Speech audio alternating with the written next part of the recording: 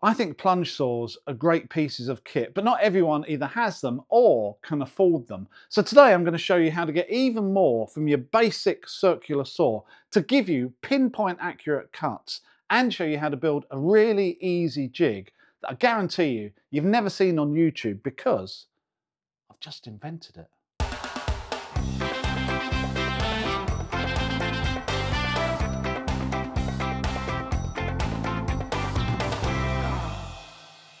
So yes, for most of my DIY career, I've managed to get by just using a circular saw. For many years, a corded one, and then more recently, this lightweight DeWalt battery cordless one, which you'd have seen in many, many videos over the last 4 years. And only recently did I actually get my hands on a plunge saw, which I think are great pieces of kit, but they're a lot more expensive than they used to be. And if you're only going to do a few cuts a year, you may not want to invest all that money into a plunge saw. So to get the most out of your circular saw is a really good idea. So we're going to go through all types of cutting, starting with like the beginner basics and ending up with quite a nice jig that I've just designed. But you do need a small piece of timber and a rafter square. I just cannot cut it down to any less materials than that. However, before we start, 99.9% of all circular saw cuts are with the blade at right angles to the base plate. So before we do anything, let's check that. And to do that, actually a really small square like this is really handy. This is my brand new Parkside square. And all you have to do is line it up on the base plate and to check the blade. Now you do have to avoid any of the tungsten carbide bits sticking out of the thing just to make sure you've got it accurate. And if I do this to my one, I can see I've got a bit of light there between the blade and the square. So all I need to do is to loosen the base plate so I've actually can move the base plate. It's got a locking nut here which I need to adjust. So every time I put it back to 90 it goes there. Then I can set it up again. Now I'm happy with that position there, so I'm just going to gingerly tighten this up. Just double check it before I go any further. And then I've got an adjustment screw here. Just adjust with a locking nut. It's fairly tight there. Tighten the locking nut up. I'm just going to do that finger tight for now. So every time it comes back to this position, that should be 90 from now on. So this is the first very, very rough cut. And what I want to do is just cut this piece of OSB. And for this cut, I'm basically going freehand like a beginner would. And I'm going to line up the cut with this little notch on the front of the plate here with the line, and then hope for the best. Here we go.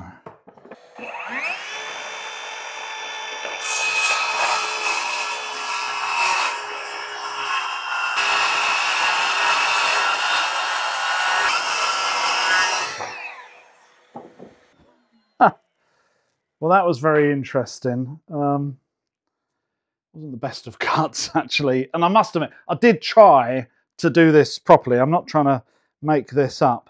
The problem is, once you get to the end of the cut as well, you can't see the line anymore. And what I sort of naturally did was end up wandering off to the right-hand side. So you can actually see that I've missed the line at the end there. And that wasn't on purpose, just to demonstrate anything. It's just that I couldn't even see the line at that point. So not such an accurate line. Having said that, if this was a bit of rough timber or a bit of fencing, absolutely fine. So we want to make that more accurate. So the obvious next step is to use a straight edge. So I've got my line that I want to cut to, and I've got a nice straight edge which is bang on straight. So I'm going to get a straight cut, that's for sure. As long as I keep tight against this edge, as long as I run the base plate against this edge, I'm going to get a straight cut. The first thing I need to work out though is how far away should this straight edge be from where I'm cutting. Now one way you can do that is by simply opening the blade to the elements, and then with a tape measure simply measuring between the blade and the side of the base plate. And on this side at the moment I've got 113. But there's a better way of doing it, something a lot more accurate. So rather than relying on a dimension that I just measure from here, it's really easy to work out the distance between the straight edge and your cut just set up a straight edge like this, clamp it down, and just make a very, very small cut, just to the point where you can see the cutter starting to work. That's all we need. That's like a 1/2 inch cut. Now you've got the cut done, it's very easy just to put your tape measure on and measure between the straight edge and the cut. And from this side of the cut, I can see that that is 1, 1, 2.5. So all I need to do in the future is, as long as I keep offsetting my straight edge 112.5 to one side of where I want the cut, this is going to be nice and accurate. So 1, 1, 2.5. I'm going to start at 100 just so I don't have to worry about this wobbly bit at the end. Using a straight edge and marking an offset does work very well if you're accurate. And if you measure carefully, you can easily make cuts that are within a few tenths of a millimetre. The downside of this method is that to make these measurements for every cut can be a little bit of a pain and time consuming.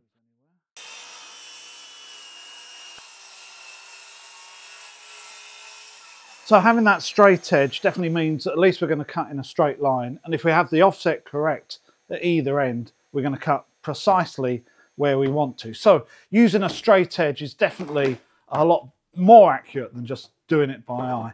Let's move on to a couple of jigs, and the first one I'd like to show you is something that I made quite a few years ago.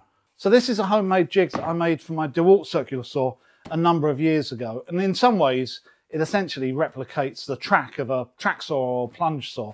And all it's made out of is a strip of 12mm or 1/2 inch ply that I've painted white so I don't throw it away, stuck and glued to a board at the bottom. Now originally this hardwood or MDF board was maybe another 25mm or an inch wider either side. Now the important thing for a jig like this is to make sure that the running board, this white board here, has got absolutely straight edges, because the saw is going to mimic whatever edge you've got on here.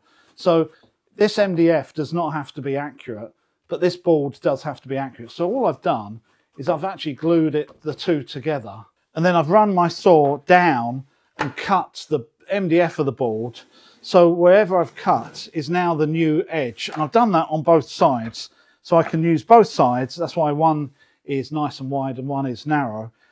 I can use both sides for cutting, and just like if you've got a track for a track saw, wherever this edge ends up is where I'm going to cut. So it's very easy to put this in the right place, clamp it down, and then very quickly you can run your saw along, a bit like a track saw. In some ways it's a bit like a poor man's track saw. There's another type of smaller jig you can make to line up your cuts really accurately, just made out of two bits of, I've got plywood here, one's 12, one's 18mm, but it doesn't have to be. You can see this all over the internet, so I'm not going to linger too long. All I'm going to do is put a little bit of glue on this section, pop that down there. You line it up with a square, so it's nice and square to the horizontal piece of ply. And leave that to get some strength, and we'll come back to it in 2 minutes. So 2 minutes is up. It's a fast 2 minutes in YouTube world. And all we do is now we just have to trim this to suit the saw that you're using, so it matches the distance between the side of the base plate and the blade.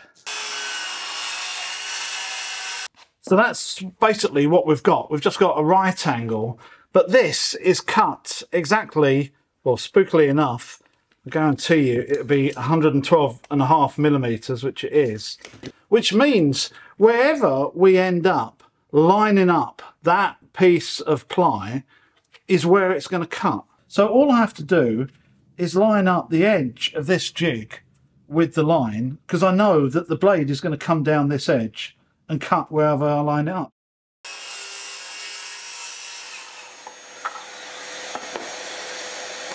So that is something you can see on YouTube all over the place. Line that up with the position you want to cut in, hold it against a piece, saw it through. But, and this is where the clever bit comes in, I can make it even easier than that. You see, I needed this rafter square so I could make sure that it was exactly 90 degrees. So that means by definition that if you're going to do this, you already own a square.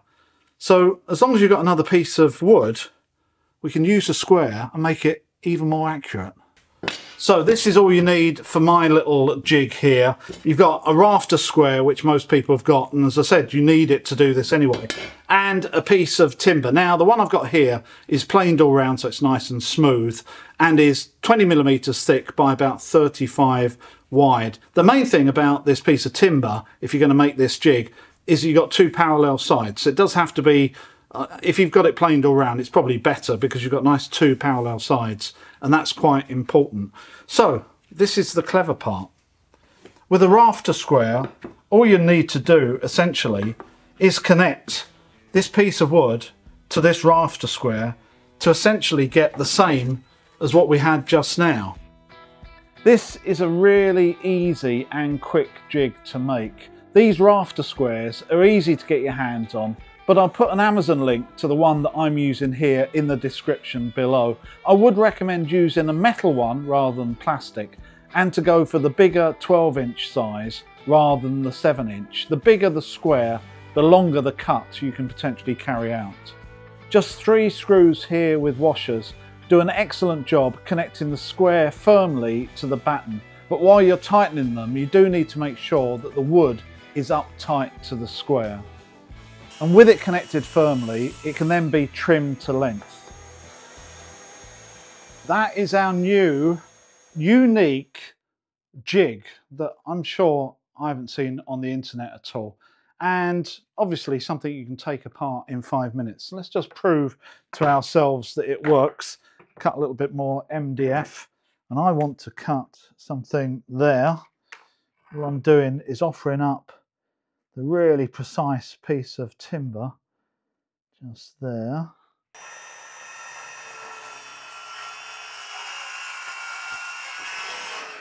So there you go, a nice clean cut to a piece of MDF, exactly where I wanted it, and a jig that is just made of 2 things bolted together that I think most people could do in probably less than 2 minutes, and then just trim it off. That is now set up for this saw, so wherever this jig goes, that saw is going to go exactly down the line of. So something really handy. You could use that in the garden when you're doing some fencing, or even in the workshop when you're working on sort of ply materials, sheet materials, or whatever. And when you want the square back, there's 3 screws there to undo, and suddenly you're back to square one.